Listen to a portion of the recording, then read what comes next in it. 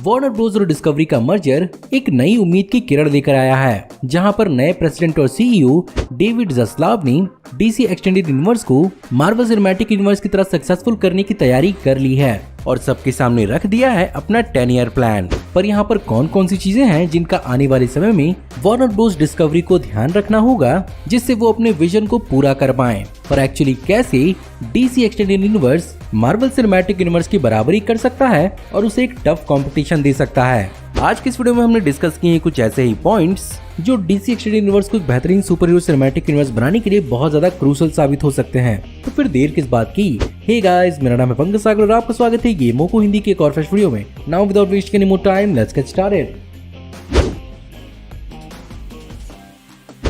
Marvel cinematic universe ने अपने initial phase के अंदर अपने सारे के सारे एवेंजर्स को अच्छे से फ्लैश आउट किया था, जहां पर उन पर आई डेडिकेटेड मूवीज ने हमें उन्हें और उनकी मोटिवेशन के बारे में बहुत अच्छे से एक्सप्लेन किया था। यही कारण है कि हम एवेंजर्स मूवी के अंदर एवेंजर्स के लिए रूट कर पाए और ये मूवी इतनी ज्यादा सक्सेसफुल हो पाई।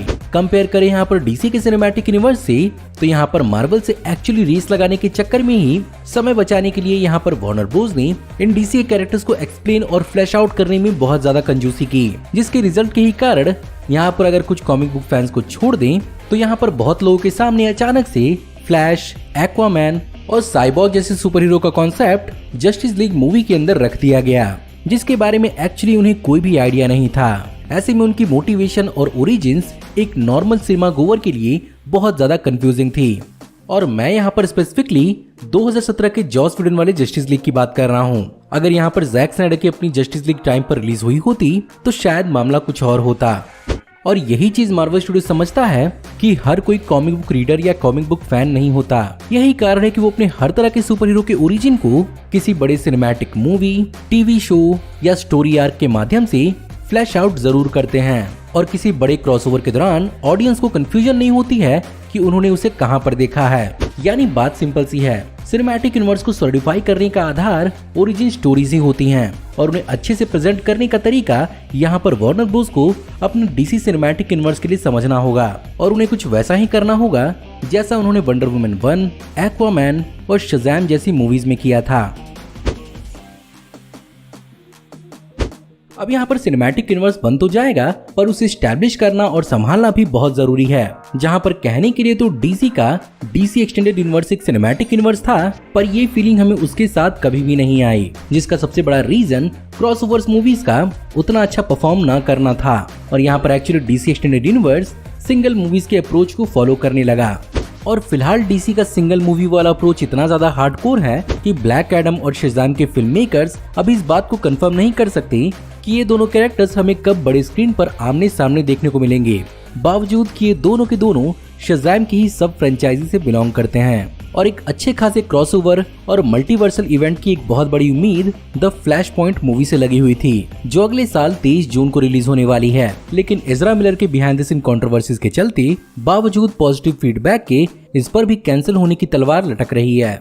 लेकिन जरूरी नहीं है कि यहाँ पर फ्यूचर में भी ऐसा ही होगा।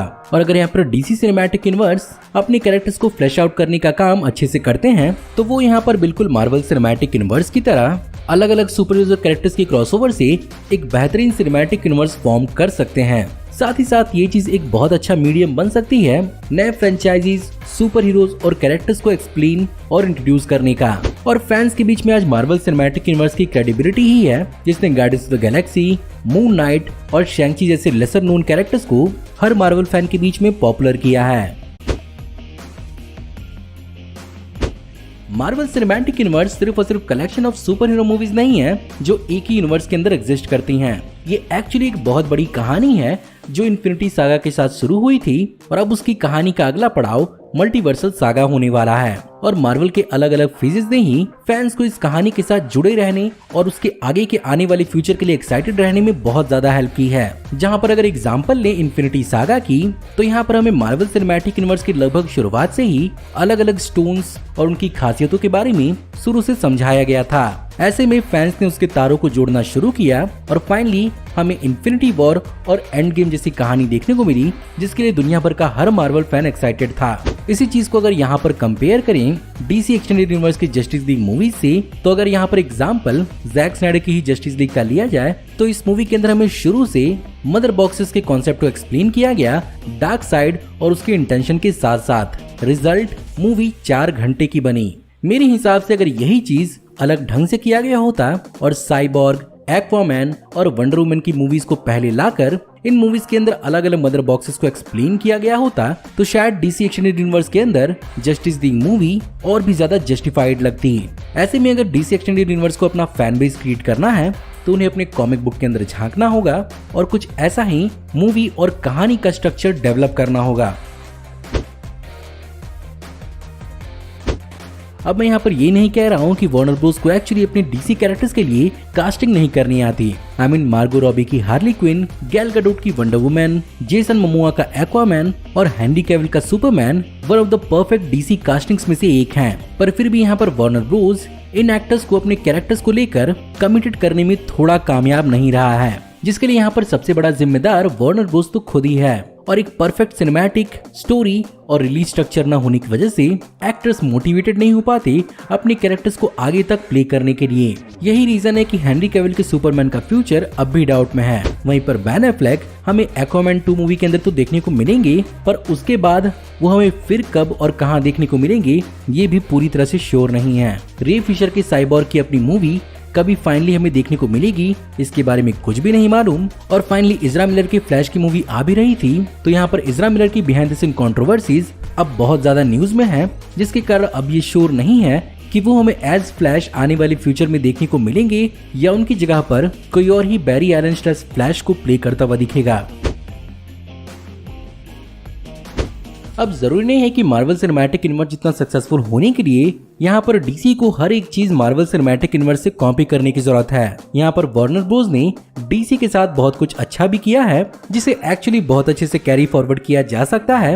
और यहाँ पर वार्नर ब्रोस का डीसी को लेकर डाइवर्सिफिकेशन एक बहुत बड़ा एडवांटेज साबित हो सकता है। एग्जाम्पल के रूप में यहाँ पर वार्नर ब्रोस ने एक्चुअली डीसी में शज़ाम जैसी किड फ्रेंडली मूवी को भी अलाउ किया, साथ ही साथ जोकर और न्यू सुसाइड स्क्वाड जैसी R-रेटेड मूवी को भी अलाउ किया, जो मार्वल सिनेमैटिक यूनिवर्स के कंपैरिजन में बहुत ज्यादा डाइवर्स फील होता है और बहुत बार कैरेक्टर्स और कहानियों को अपनी कॉमिक बुक सोर्स मटेरियल वाला जस्टिस मिल पाता है। साथ ही साथ यहाँ पर डीसी एक्सटेंडेड यूनिवर्स बैटमैन और जोकर के साथ अपने मल्टीवर्स को एक्सपेंड करने में जरा भी नहीं कतराई, जिसे सेटअप और एक्सप्लेन करने का काम फिलहाल अभी मार्वल स्टूडियोज कर रहा है। ऐसे में यही डाइवर्सिफिकेशन एक्चुअली डीसी की एक बहुत बड़ी जान बन सकती है, जो उसे मार्वल सिनेमैटिक यूनिवर्स से एक बहुत बड़ा एज दे सकती है।